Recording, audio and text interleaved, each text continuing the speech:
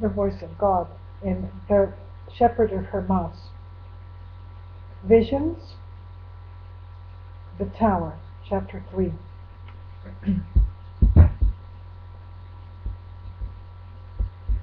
On showing me these visions, she wished to retire. I said to her, "What is the use of my having seen all this while I do not know what it means?"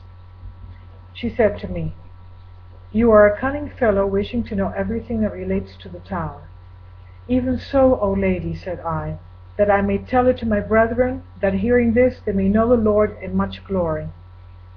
And she said, "Many indeed shall hear, and hearing some shall be glad, and some shall weep, that even these, if they hear and repent, shall also rejoice.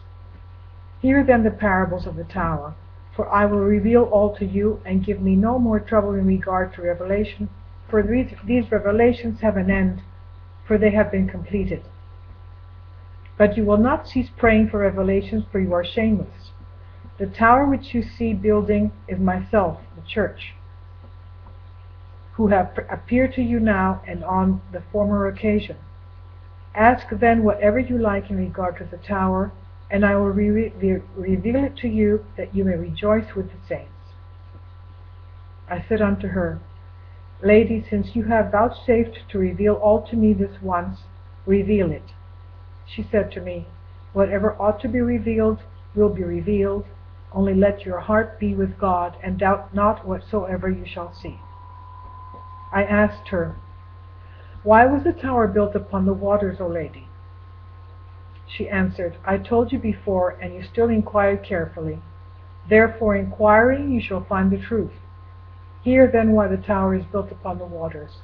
It is because your life has been and will be saved through water. For the tower was founded on the word of the Almighty and glorious name, and it is kept together by the invisible power of the Lord." Chapter 4. In reply I said to her, "This is magnificent and marvelous, but who are the 6 young men who are engaged in building?"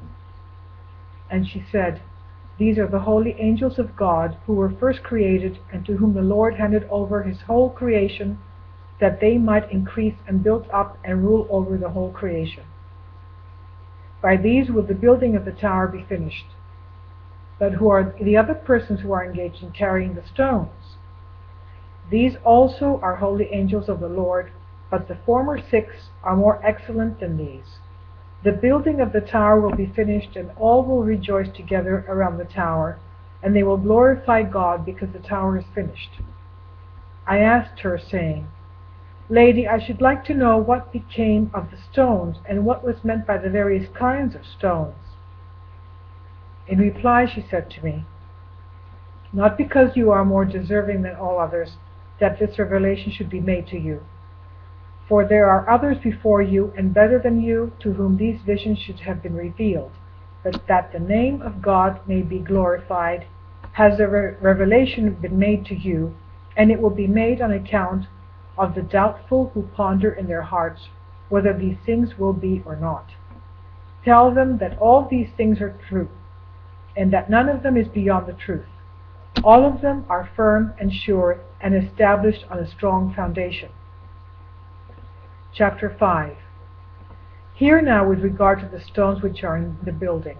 Those square white stones, which fitted exactly into each other, are apostles, bishops, teachers, and deacons, who have lived in godly purity and have acted as bishops and teachers and deacons chastely and reverently to the elect of God. Some of them have fallen asleep, and some still remain alive, and yet they have always agreed with each other and been at peace among themselves, and listened to each other.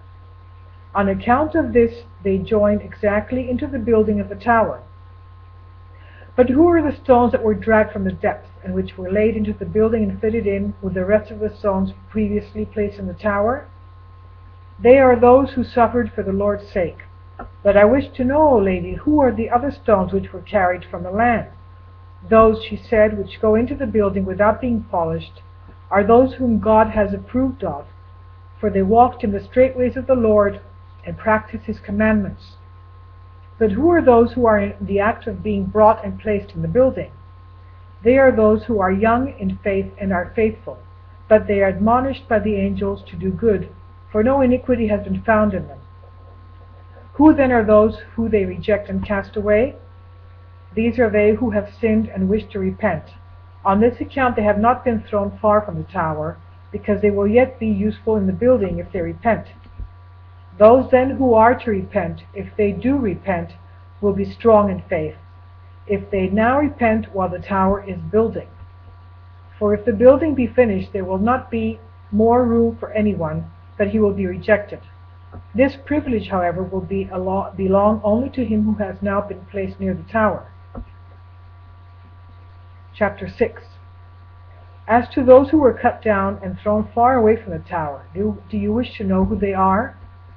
They are the sons of iniquity, and they believed in hypocrisy and wickedness, did not depart from them.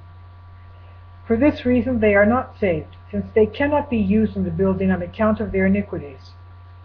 Wherefore they have been cut off and cast far away on account of the anger of the Lord, for they have roused anger to him. But I shall explain to you the other stones which you saw lying in great numbers, and not going into the building. Those which are rough are those who have known the truth and not remained in it, nor have they been joined to the saints. On this account they are unfit for use. Who are those that have rents? These are they who are at discourse in their hearts with one another, and are not at peace among themselves. They indeed keep peace before each other, but when they separate one from the other, their wicked thoughts remain in their hearts. These then are the rents which are in the stones, but those which are shortened are those who have indeed believed, and have the larger share of righteousness. Yet they have also been considered share of iniquity, and therefore they are shortened and not whole. But who are these ladies that are white and round, and yet do not fit into the building of the tower? She answered and said, How long will you be foolish and stupid, and continue to put every kind of question and understanding nothing? These are those who have faith indeed, but they have also the riches of this world. When therefore tribulation comes, on account of their riches and business, they deny the Lord. I answered and said to her, When then will they be useful to the building, lady? When the riches that now seduce them have been circumscribed, then they will be of use to God. For as a round stone cannot become square unless portions be cut off and cast away, so also those who are rich in this world cannot be useful to the Lord unless their riches be cut away. Learn this first from your own case. When you were rich you were useless, but now you are useful and fit for life. Be ye useful to God, for you also will be used as one of these stones.